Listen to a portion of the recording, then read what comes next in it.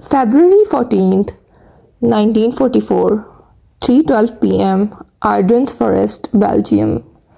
Corporal James Jimmy Mercer crept around the edge of ruined barn, boots sinking into the wet, frozen mud.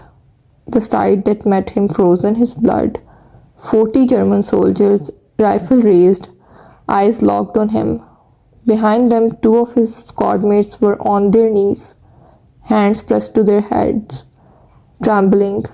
The soldiers had been captured just 20 minutes ago during the push to clear the village of enemy forces. Now, against all odds, they were free and fully armed, and chaos were brewing. A German officer, tall, thin, and furious, shoved the muzzle of MP-40 directly into Jimmy's chest.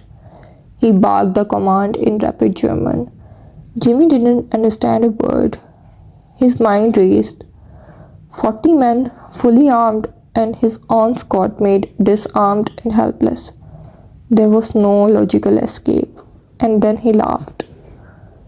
It started as nervous a chuckle, then built into fully throated, belly-shaking laughter. A German officer froze, eyes narrowing, face turning purple with rage.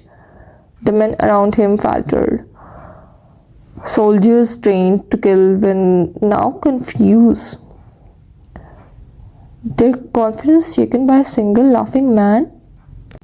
Jimmy's mind was a machine. He remembered Normandy, remembered the stories of massacred Americans. He refused to surrender. And he had an opening slowly, deliberately. He reached for Thompson's submachine gun slung over his shoulder. The officer tensed, thinking Jimmy was complying. Then a single fluid motion.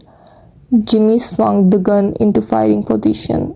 The first burst of rounds tore through the officer, catching him in the chest. Before he could even react, Jimmy pivoted, sprang glide across the nearest Germans. Scream to fill the air.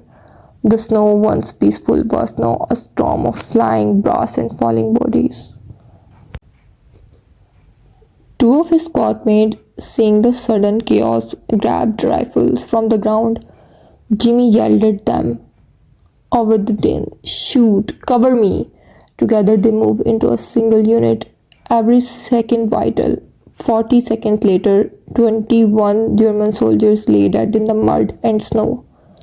15 more were wounded. The rest, terrified, disoriented, dropped their weapons and raised their heads. Jimmy stood in the aftermath, chest having mud and blood splattered across his uniform. He looked at his surviving Germans, then at his squad. "Never surrendered," he said simply.